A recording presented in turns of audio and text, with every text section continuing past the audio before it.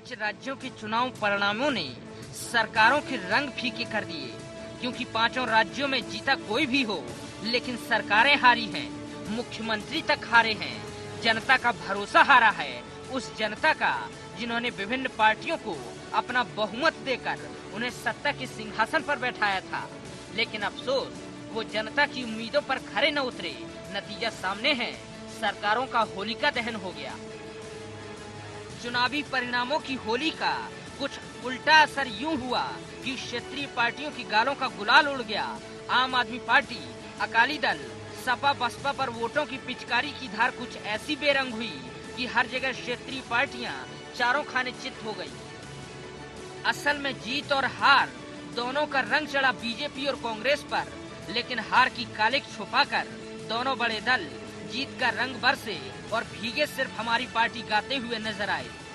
Bharatiya Janata party की जो विजय यात्रा है, वो आने वाले दिनों में हिमाचल, गुजरात, कर्नाटक होते होते पश्चिम और दक्षिण के राज्य, पूर्व और दक्षिण के राज्यों में भी जाने वाली है मित्रों। और ये भारतीय जनता पार्टी का विजय रथ 2019 के चुनाव में फिर से एक बार अभी जो बहुमत है उससे भी बहुत बड़ा मैंडेट लेकर मोदी जी के नेतृत्व में रुकेगा। कभी कभार विजय होने के अनेक कारण होते हैं, लेकिन अकल्पनीय भारी मतदान के बाद अकल्पनीय भारी विजय होता है, वो पॉलिटिकल पंडितों के लिए विचार करने के लिए मजबूर कर रहा है। फिर एक बार पांचों राज्यों के मतदाताओं को, वहां के नागरिकों को हृदय से बहुत बहुत धन्यवाद करता हूं, हम पर विश्वास रखने के लिए। भारतीय जनता पार्टी को हराकर, अकाली दल भाजपा की सरकार को हराकर पंजाब में कांग्रेस विजयी हुई है। जिस प्रकार से भाजपा की सरकार को हराकर कांग्रेस गोवा में विजयी हुई है, और जिस प्रकार से कांग्रेस मणिपुर में चौथी बार सरकार बनाने की कगार पर खड़ी है, इसने साबित कर दिया है कि कितने भी षड्यंत्र कर लिए जाएं, कांग्रेस इस देश के हर कोने के लोगों के दिलों, आत्मा और मस्तिष्क में सदैव रहेगी। हार की कालिक पर बुरा मानते हुए सपा बसपा और आप अलग अलग राग अलापते हुए नजर आए। बहन जी ने ईवीएम पर सवाल उठाए तो अखिलेश बोले कि जनता बहक गई है, वहीं केजरीवाल की झाड़ू ने आपको ही साफ कर दिया। परिणामों से ऐसा साफ तौर पर प्रतीत होता है, वोटिंग मशीन ने बीजेपी के सिवाय किसी दूसरी पार्टी के वोट को स्वीकार ही नहीं किया है, अधिकांश स्वीकार ही नहीं किया है, या फिर अन्य पार्टियों के वोट भी बीजेपी के ही खाते में चले गए हैं। अगर हमने एक्सप्रेसवे बनाया है, उनको आज नहीं पसंद आया एक्सप्रेसवे, वो सोचते हैं एक्सप्रेसवे से बड़ी बुलेट ट्रेन यूपी में आएगी, शायद बुलेट ट्रेन के लिए वोट दिया हो। भाजपा और कांग्रेस के नेतृत्व को बधाई देता हूं, उनके कार्यकर्ताओं को भी, कि उन्होंने बहुत अच्छा चुनाव लड़ा और वो लोग जीते, और अपने कार्यकर्ता और अपने प्रत्याशियों को बहुत बधाई देता हूं कि उन्होंने लोकतंत्र में एक शुचितापूर्ण चुनाव लड़ा और अच्छे से लड़ाई लड़ी। राजनीति में चुनाव एक पड़ाव है, पूरी राजनीति नहीं है। अगर हम ये चुनाव हारे हैं तो निश्चित रूप से हमारे नेतृत्व को और साथियों को आत्ममंथन की आवश्यकता है। बहरहाल 5 राज्यों के चुनावी नतीजों ने ये बात तो साफ कर दी कि हाथी हाँफ गया है, साइकिल पंक्चर हो गई, अकाली को जीत का अकाल पड़ गया, और अभी भी बीजेपी में मोदी और शाह की जोड़ी हिट है, और राहुल की कांग्रेस की पिक्चर अभी बाकी है मेरे दोस्त। 5 राज्यों की सरकारों की होली, आगे की सरकारों की कैसे उठेगी डोली, देखना दिलचस्प रहेगा। बस जनता जनार्दन की जय जय। Bureau report, IND 24।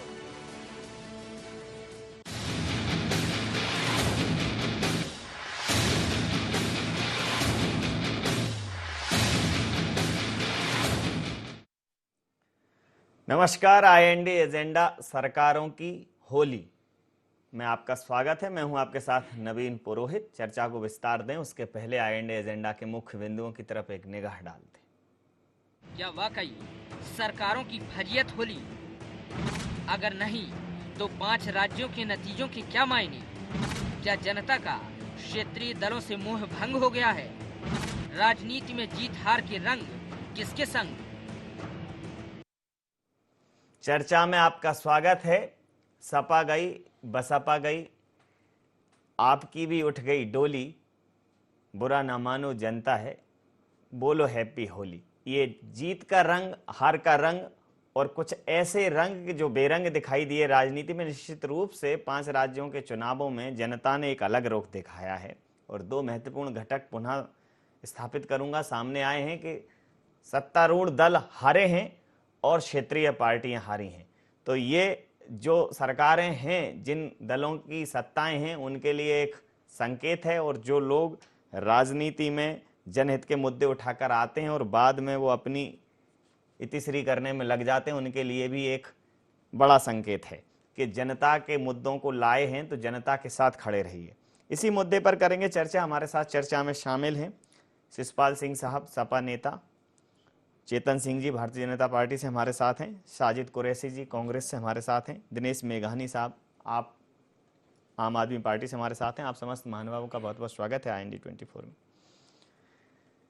चेतन जी, जब चुनाव परिणाम आए थे तो 2 राज्यों में, उत्तर प्रदेश और उत्तराखंड में आप बहुत स्पष्ट तरीके से जीते थे, बहुमत से जीते थे। गोवा में आप हारे थे और सहयोगी के दल के तौर पर आपको हार कहीं ना कहीं पंजाब में भी मिली थी और मणिपुर में संघर्ष था। लेकिन वर्तमान कयासों में जो है राजनीतिक उठाफटक के चलते आप गोवा में भी सरकार बनाने की स्थिति में हैं, मणिपुर में भी लगभग कमोवेश वैसी स्थिति चल रही है। लेकिन जिस प्रकार से निरूपित किया जा रहा है, ऐसा लग रहा है जैसे क्लीन स्वीप किया हो आपने, वैसा नहीं है। आपको 2 जगह हार भी मिली है, उसको आप सहर्ष स्वीकार क्यों नहीं कर रहे हैं? देखिए, हार किस मायने में हार? गोवा हमारे गठबंधन हमसे दूर हुए और भारतीय जनता पार्टी का एक धड़ा गोवा फॉरवर्ड ब्लॉक पार्टी बना करके चुनाव लड़ा। निश्चित रूप से पार्टी को उसकी कीमत चुकानी पड़ी। मणिपुर में हमारा कुछ नहीं था नवीन जी, हम 0 थे। 0 से लेकर के अगर हम 21 पर आए तो उसको हम हार नहीं कह सकते। ये वहाँ की जनता का दिया हुआ प्रतिसाद है। ये बात सच है कि जनता ने हमको बहुमत नहीं दिया, लेकिन जिस मणिपुर को लेकर के लोग हंसते थे भारतीय जनता पार्टी को लेकर के, आज लोगों को यह तो विश्वास हो गया कि ये भारतीय जनता पार्टी केवल हिंदी भाषी क्षेत्रों की पार्टी नहीं है, ये देश की सर्वमान्य पार्टी है। और अभी भी कल माननीय अमित शाह जी जो हमारे राष्ट्रीय अध्यक्ष हैं, उन्होंने कहा है कि जिन दक्षिण के राज्यों, पूर्वोत्तर के राज्यों में, जिन अनेक राज्यों में चुनाव होने हैं जहां पर भारतीय जनता पार्टी का अभी तक कुछ नहीं है, उन राज्यों में भी हमारी कोशिश होगी कि हम अपने सोशल एजेंडे पर चलते हुए, भारतीय जनता पार्टी के रीति नीति और सिद्धांतों पर चलते हुए उन राज्यों में भारतीय जनता पार्टी की सरकार बनाए। हमारे लिए सबसे बड़ा प्रश्न था उत्तर प्रदेश, और उत्तर प्रदेश का जो प्रश्न था इसका उत्तर भी बहुत कठिन था, क्योंकि उत्तर प्रदेश के जो राजनीतिक हालात हैं, जो सामाजिक हालात हैं, निश्चित रूप से सारी पार्टियों ने मिलकर के भारतीय जनता पार्टी को घेरने की कोशिश की। लेकिन जिन ताकतों ने भारतीय जनता पार्टी को जिन एजेंडों के साथ घेरने की कोशिश की, मुझे लगता है कि उत्तर प्रदेश की जनता ने पूरी ताकत के साथ, पूरी ईमानदारी के साथ, और मुझे लगता है कि माननीय देश के प्रधानमंत्री जी के हक में अपना जो फैसला दिया है, निश्चित रूप से काम करने के लिए माननीय प्रधानमंत्री जी को, पूरी भारतीय जनता पार्टी को एक नई ऊर्जा देगा। और नवीन जी, सच में उत्तर प्रदेश बहुत अच्छा राज्य है, लेकिन जिस प्रकार से हिंदुस्तान में उसकी एक छवि है, मुझे लगता है कि छवि के अनुसार उस राज्य की गणना हम लोग नहीं कर सकते। लेकिन आने वाले समय में हिंदुस्तान के पटल पर गुजरात की तरह ही एक उत्कृष्ट और उत्तम राज्य के रूप में हमको नया उत्तर प्रदेश देखने को मिलेगा। आपके बात पर प्रतिक्रिया ले लेता हूं। शिषपाल जी, आपके युवा नेता, वर्तमान में आपकी पार्टी के राष्ट्रीय अध्यक्ष ने बोला कि जनता बहक गई है।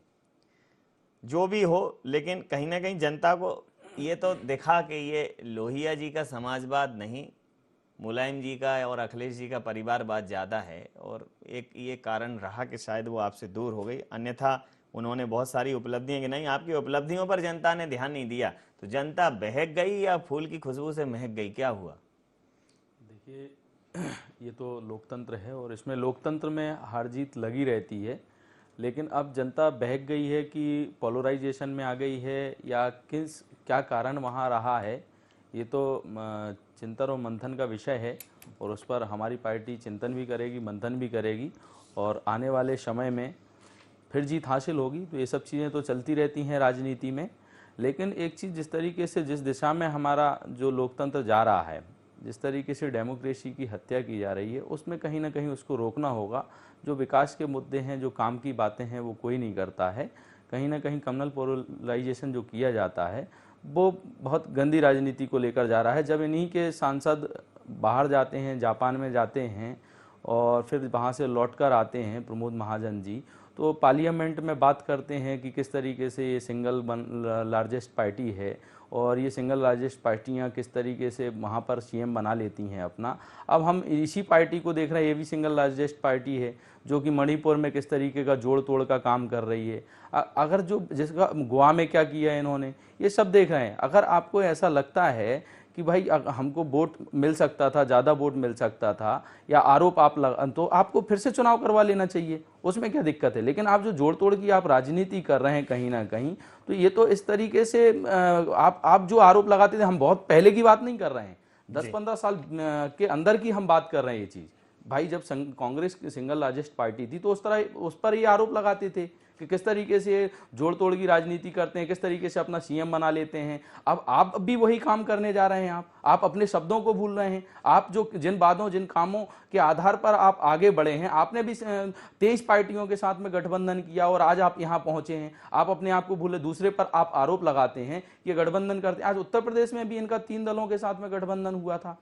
तो जिस तरीके से ये बातें करते हैं, वो अपने पीछे की बात भूल जाते हैं कि हम भी पहले क्या करते थे, हम किस तरीके से आज यहाँ पहुंचे, हमारी स्थिति जो यहाँ पहुंची है वो हम किन कारणों से यहाँ पर पहुंचे हैं। तो इन चीजों को जिस तरीके से ये भूल रहे हैं, इनको मैं याद दिलाना चाहता हूं कि इस चीज को याद रखें और लोकतंत्र की हत्या ना करें। और जो इन्होंने मैनिफेस्टो जारी किया है, मैं उम्मीद करता हूं कि इस मैनिफेस्टो को ये उत्तर प्रदेश में पूरा करने का काम करेंगे और जहां पर भारतीय जनता पार्टी की सरकारें हैं वहां पर भी अपने जो किए हुए वादे हैं उनको पूरा करेंगे। चाहे वो किसानों का कर्ज की माफ की बात इन्होंने कही हो, प्रतिक्रिया ले लेता हूं। जी, आपकी बात पर प्रतिक्रिया ले लेता हूं। आपके सहयोगी थे उत्तर प्रदेश में, यहां भी आपका सहयोग करेंगे आपकी विचारधारा को स्थापित करने में। साजिद जी, यूपी को साथ पसंद नहीं आया, लेकिन जिस प्रकार से विपक्ष ये कह रहा है कि अखिलेश जी के लिए राहुल जी जो है वो दुर्भाग्यशाली साबित हुए, लेकिन अगर देखा जाए तो जिस प्रकार से राहुल जी को निरूपित किया जा रहा है कि नहीं वो तो हार का प्रतीक बन चुके हैं, वैसा नहीं है। आपको पंजाब में बहुत अच्छी जीत मिली है, मणिपुर भी आपने ठीक संघर्ष किया है, गोवा में आप दूसरी बड़ी पार्टी के रूप में उभरे हैं। तो मतलब जैसा ये कह रहे हैं कि राहुल का जादू खत्म हो गया है या जब तक राहुल रहेंगे कांग्रेस का कुछ नहीं हो सकता, तो वैसी स्थितियां नहीं है। लेकिन एक बड़ी पार्टी होने के बावजूद भी आपने उत्तर प्रदेश में उस कार्यकर्ता को तो कहीं ना कहीं निराश किया जो आपका झंडा थाम के 27 साल बेहाल 27 साल चिल्लाता था। नवीन जी, बिल्कुल मैं आपकी बात से सहमत हूं कि कहीं ना कहीं कांग्रेस का कार्यकर्ता उत्तर प्रदेश में एक ज़मीनी लड़ाई लड़ता अगर तो और अच्छे परिणाम आ सकते थे। इन पूरे चुनावों को नवीन जी बहुत व्यापक स्वरूप में समझने की आवश्यकता है। लोकतंत्र में चुनाव एक ऑडिट सिस्टम होता है सरकारों का। मैं मेरे मित्र की इस बात से सहमत नहीं हूं कि नरेंद्र मोदी जी के प्रभाव में पूरा देश बह रहा है। नरेंद्र मोदी जी ने पंजाब में प्रधानमंत्री के रूप में सभाओं को संबोधित किया, गोवा में किया, मणिपुर में किया और उत्तराखंड में और यूपी में किया। उत्तराखंड में एक सरकार के खिलाफ, जिसमें कांग्रेस पार्टी उस सरकार का कभी हिस्सा नहीं थी, लंबे समय से कांग्रेस पार्टी सत्ता और वहाँ के उस सिस्टम से बहुत दूर है। तो उत्तर प्रदेश के चुनावों को हम व्यक्तिगत तौर पर ये समझते हैं कि लोगों की उम्मीदें और बेहतर स्थिति भारतीय जनता पार्टी से उत्तर प्रदेश के विकास को लेकर थी। एक एब्सोल्यूट मेजोरिटी के साथ भी केंद्र में भारतीय जनता पार्टी की सरकार है, तो इस उम्मीद के साथ उत्तर प्रदेश के मतदाताओं ने अपना वोट दिया है। और पोलराइजेशन और ये सब बातें, मेरे को ऐसा लगता है कि व्यापक तौर पर सोचने की आवश्यकता है। इन शब्दों का शायद भारत की राजनीति के अंदर प्रयोग बंद होना चाहिए। हमको सभी समाजों का विश्वास हासिल करने की उस दिशा में प्रयास करना चाहिए। हम ये क्यों कहें कि बहुसंख्यक, अल्पसंख्यक, दलित या और दूसरे वर्गों का विश्वास कांग्रेस हासिल नहीं कर सकती, समाजवादी पार्टी हासिल नहीं कर सकती।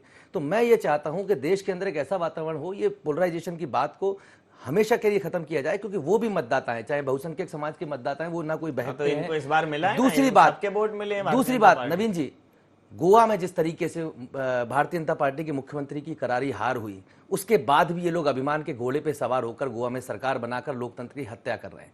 मणिपुर में देश की जनता देख रही है कि किस तरीके से कांग्रेस पार्टी को 28 विधायकों के साथ समर्थन हासिल है। आप अगर केंद्र सरकार में हो, कांग्रेस भी लंबे समय से केंद्र सरकार का हिस्सा रही है, और भारतीय जनता पार्टी के शीर्ष नेता अटल बिहारी वाजपेयी जी ने संसद में कहा था, आप चाहो तो उस वीडियो को देखना, उन्होंने कहा था कि मैं भारतीय जनता पार्टी या विपक्षी दलों की इस बात से सहमत नहीं हूं कि कांग्रेस ने देश के निर्माण में कोई काम नहीं किया है। तो इनका शीर्ष नेतृत्व इस बात को कहता है, तो ये अभिमान में कांग्रेस मुक्त भारत या इस टाइप की बातें करना निश्चित तौर पर ये ठीक नहीं है। ऑडिट सिस्टम था, अकाली दल और भारतीय जनता पार्टी की मिलीजुली सरकार थी, केंद्र सरकार 3 साल से है, आप जनता के साथ विश्वास का रिश्ता कायम करते, विकास देते। पंजाब में एक नशे का वातावरण कांग्रेस और आम आदमी पार्टी के लोगों ने विपक्ष की भूमिका के तौर पर उस जनता की नब्ज को समझा।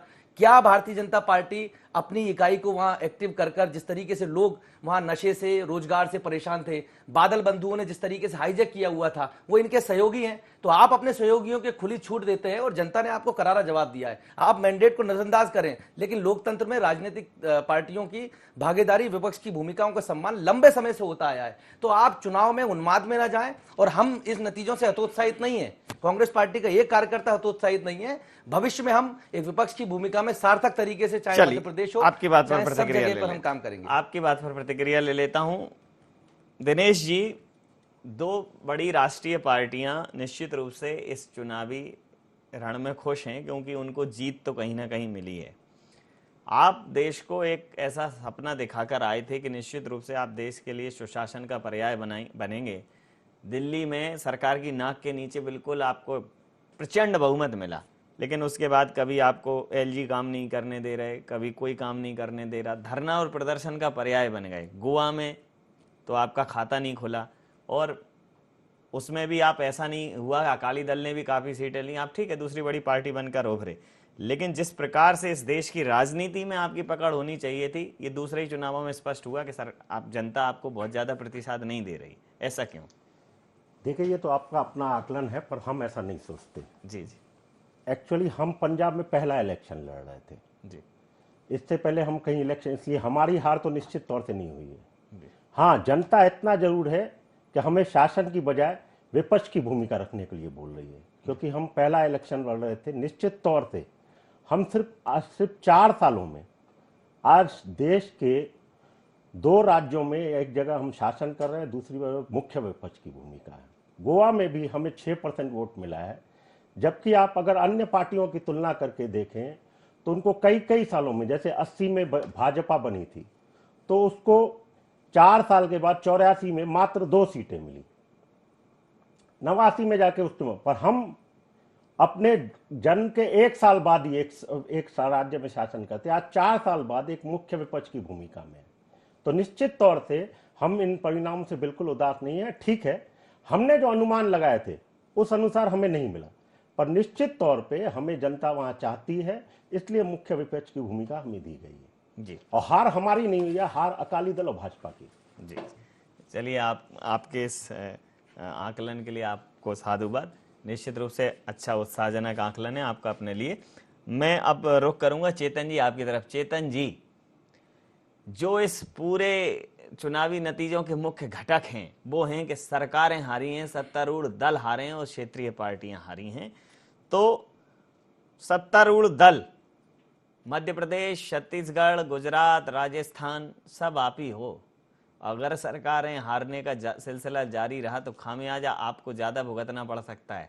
और मध्य प्रदेश में तो अब बातें होने लगी हैं, नेतृत्व परिवर्तन की बात भी चल रही है, कोई कह रहा है कुछ ऐसे। इस प्रकार से राजनीतिक गलियारों में चर्चा का बाजार गर्म है। तो आपको क्या लगता है कि 5 राज्यों का जो ये रुख रहा है, अगर ये रुख अपने कायम रहा तो आपको एक बड़ा नुकसान होने वाला है? देखिए, अपने यहाँ तो कहा गया ना, जैसी करनी वैसी भरने। जनता की जवाबदारियों पर जो सरकारें खरा नहीं उतरेंगी उनके साथ यही असर होना है।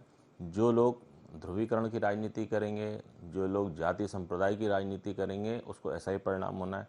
और मेरे मित्र कह रहे हैं शिशुपाल जी क्षेत्रीय पार्टियों को लेकर के, निश्चित रूप से हमने क्षेत्रीय पार्टियों के साथ मिलकर के सरकार चलाई है, लेकिन कहीं ना कहीं देश ने उसका खामियाजा उन सरकारों के वक्त भी भुगता है और आने वाले समय में भी कांग्रेस ने जो चलाई है उसने भी भुगता है। ये भारतीय जनता पार्टी की सोच नहीं है। मैं समझता हूँ जितनी राष्ट्रीय पार्टियां हैं इन सबका अपना मानना है कि राष्ट्रीय स्तर पर 2 या 3 दल ही होना चाहिए ताकि सरकार और देश के हित में फैसले हो सकें। नवीन जी, जिन बातों को आप कह रहे हो निश्चित रूप से हमारी सरकार है, लेकिन हमारी सरकार में हम सौभाग्यशाली पार्टी के कार्यकर्ता कह सकते हैं कि हम जन भावनाओं के साथ, जन संवेदनाओं के साथ मानव कल्याण, लोक कल्याण और गरीबों के कल्याण के रूप में हमारी सरकारें काम करें। मुझे लगता है कि जो सरकारें इन एजेंडों पर काम करेंगी, जो जनता के कसौटी पर खरा उतरेंगे, कम से कम उन सरकारों को, चाहे वो किसी भी राजनीतिक दल की हो, उनको हार का मुंह नहीं देखना पड़ेगा। चलिए, आपके समय सीमा के चलते मैं एक एक प्रतिक्रिया सबसे लूंगा। शिशुपाल जी, आपने पूरा देश जो है उत्तर प्रदेश समझ लिया था। उत्तर प्रदेश माने सपा और बसपा, उत्तर प्रदेश माने यादव और दलित, और वही आपकी पार्टियों पर ठप्पा लग गया। अगर इस देश की राजनीति आपको करना है तो निश्चित रूप से इस देश के मुद्दों पर आपको आना होगा और कहीं ना कहीं आपको दायरा बढ़ाना होगा। तो मध्य प्रदेश से लेकर जहां हर जगह आपका दायरा सिमटता जा रहा है, तो संगठन के स्तर पर आपको एक बड़ा प्रयास करने की जरूरत है। क्या कुछ कहेंगे? देखिए, हमारा राष्ट्रीय नेतृत्व इस पर बिल्कुल विचार करेगा और सभी राज्यों में भी पार्टी संगठन मजबूत करेगी। लेकिन जो आप एक बात कर रहे हैं यादव और दलित की या इन चीज़ों की, तो आप अगर देखेंगे उसमें क्या यादव भी सभी विधायक बनते थे वहाँ पर और यादव ही मंत्री बनते थे और यादव ही सांसद बनते थे क्या? इस तरीके से ये तो लोक प्रचलित किया जाता है, लेकिन उसका अगर हम आंकड़े देखते हैं तो आंकड़े के आधार पर वो सरासर गलत है और झूठ है। और दूसरा, हमारे मित्र चेतन सिंह जी ने जिस तरीके से कहा कि ध्रुवीकरण की राजनीति नहीं होना चाहिए, वही तो हम कहते हैं कि इन लोगों की कथनी और करनी में अंतर बहुत रहता है। पूरा चुनाव, लोकसभा वहां का विधानसभा का चुनाव जो हुआ है उत्तर प्रदेश में, पूरा ध्रुवीकरण की राजनीति पर हुआ है। चाहे यहाँ से बुंदेलखंड से इन्होंने शुरुआत की, शमशान के मुद्दे इन्होंने उठाए, कब्रिस्तान के मुद्दे इन्होंने उठाए, बिजली का मुद्दा इन्होंने दिवाली पर उठाया कि दिवाली पे कम बिजली मिलती है, ईद पर ज़्यादा बिजली मिलती है। छोटी छोटी राजनीति इन्होंने की है। तो ये कम्युनल पोलराइजेशन की इन्होंने पॉलिटिक्स की, और बोलते हैं कि नहीं, ध्रुवीकरण की राजनीति, जाति की राजनीति, परिवारवाद की राजनीति की बात करते हैं। परिवारवाद की राजनीति की बात आप करते हैं, वहाँ पर आप भी जानते हैं कि कैराना में भी इनके सांसद की बेटी को इस तरीके से इनके कितने लोग हैं जिनके बच्चों को, बेटी को, सबको टिकट दिए गए। ये तो परिवार की बात की राजनीति ये लोग करते हैं, जातिवाद की राजनीति ये लोग करते हैं। आप अपनी तरफ देखते नहीं। दूसरा, एक बात जरूर मैं महत्वपूर्ण कहना चाहूंगा कि अगर जिस तरीके से मायावती जी ने एक मुद्दा उठाया है ईवीएम मशीन को लेकर, अगर किसी के दिल में कोई बात है तो उनको सुनना चाहिए ना। आज जैसे महाराष्ट्र में भी इलेक्शन कमीशन, हाईकोर्ट ने इलेक्शन कमीशन को नोटिस दिया है, इलेक्शन कमीशन सुनेगा, उसमें जवाब मांगा गया है। इस तरीके से यहाँ भी मायावती जी ने लेटर भेजा है, इलेक्शन कमीशन सुनेगा निश्चित रूप से, बीजेपी का मुद्दा उस पर संज्ञान लेना चाहिए। बिल्कुल लेना चाहिए। अब मैं प्रतिक्रिया ले लूं जरा साजिद जी से। साजिद जी, एक अशुभ संकेत है आपके लिए कि इस पूरे मैंडेट में देश की जो राष्ट्रीय पार्टियां हैं और जो कांग्रेस मुक्त भारत का ये सपना देख रहे थे, वो सपना तो निश्चित रूप से टूटा है। लेकिन किसी के भी साथ जो है जुड़ना आपके लिए ठीक नहीं है। आप खुद में व्यापक पार्टी हैं, तो आपको क्या लगता है आगामी जो चुनाव हैं उसमें आप पूरे दमखम के साथ उतरेंगे? नवीन जी, बिल्कुल। देखिए, कांग्रेस एक लोकतांत्रिक पार्टी है और मुझ जैसे छोटे कार्यकर्ता को भी मीडिया के सामने अपनी बात रखने की आज़ादी है। ये कांग्रेस का बहुत एक खूबसूरत चेहरा है। हमने भारतीय जनता पार्टी की तरह अटल अडवाणी जी को या और बड़े वरिष्ठ नेताओं को दरकिनार करके हाईजैक नहीं किया, जैसे नरेंद्र मोदी जी ने और अमित शाह जी ने बात की है। मैं इस चैनल पर गंभीरता से कहता हूँ कि निश्चित तौर पर कांग्रेस पार्टी का नेतृत्व इस पर विचार करे कि हम अपने कैडर को क्या संदेश दे रहे हैं। हमको उत्तर प्रदेश में व्यापक लड़ाई लड़नी चाहिए थी, तो ये व्यापक लड़ाई अगर हमने नहीं लड़ी है तो उसके लिए कांग्रेस पार्टी चिंतन करे, मनन करे। और मेरे जैसा कार्यकर्ता कहीं ना कहीं इस बात को जब सार्वजनिक कर सकता है या कह सकता है, तो ये कहीं ना कहीं हमारे इंटरनल लोकतंत्र की बहुत खूबसूरती है। दूसरी सबसे महत्वपूर्ण बात, क्या 3 साल आज नरेंद्र मोदी जी को देश में प्रधानमंत्री के रूप में हो गए हैं, क्या पंजाब, क्या गोवा और क्या मणिपुर की जनता का विश्वास हासिल नहीं कर पाए? क्या कांग्रेस मुक्त की बात करने वाली जो एक ये बड़े सवाल अभिमान में बात करते हैं, क्या गोवा का मुख्यमंत्री जो भारतीय जनता पार्टी का मुख्यमंत्री चुनाव हारता है, या ये घटक दल के रूप में वहां पंजाब में चुनाव हारते हैं, तो इसकी और दिशा में आगामी चुनावी नतीजे ये सवाल के जो है जवाब ढूंढेंगे। मैं आम आदमी पार्टी की तरफ रुख करूंगा, दिनेश जी की तरफ रुख करता हूं मैं। दिनेश जी, आपने कहा कि एक जगह आप सत्ता में और एक जगह विपक्ष में, लोकतंत्र में दोनों की महत्वपूर्ण भूमिका होती है। मध्य प्रदेश में भी आपने अच्छा खासा शक्ति प्रदर्शन किया, एक बड़ा यहाँ आपने आयोजन किया था, बड़ी सभा की थी। तो आपको क्या लगता है कि इस परिणाम से हतोत्साहित न होते हुए आगामी जहां जहां भी चुनाव में एक राष्ट्रीय दल के तौर पर आप अपने आपको स्थापित करने का प्रयास करेंगे? बिल्कुल करेंगे। हमारे कार्यकर्ता बिल्कुल हतोत्साहित नहीं है, उनमें पूरी ऊर्जा है। एक्चुअली राजनीति कोई 1 दिन या 4 दिन की करने की चीज नहीं है। जब हम इस फील्ड में आए हैं तो एक बड़े संघर्ष के लिए आए हैं और वो हमारा संघर्ष जारी रहेगा। भ्रष्टाचार मुक्त भारत की लड़ाई हम लड़ते रहेंगे। जी, समय सीमा के चलते में ये चर्चा समय सीमा के बिल्कुल अंतिम चरण में है, समय हमें इजाजत नहीं दे रहा है।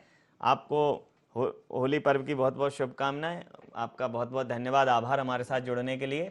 तो निश्चित रूप से 5 राज्यों के चुनावी नतीजों ने राजनीतिक पटल पर बहुत कुछ लिखा है कि कुछ रंग होंगे, कुछ बेरंग होंगे। नतीजे जब चुनावों के आएंगे तो डेफिनेटली राजनीतिक पार्टियों के लोग दंग होंगे, जीतेगा वही, जनता के मत जिसके संग होंगे। तो जनता बहुत महत्वपूर्ण है, जनता सरकार बना भी सकती है और बिगाड़ भी सकती है।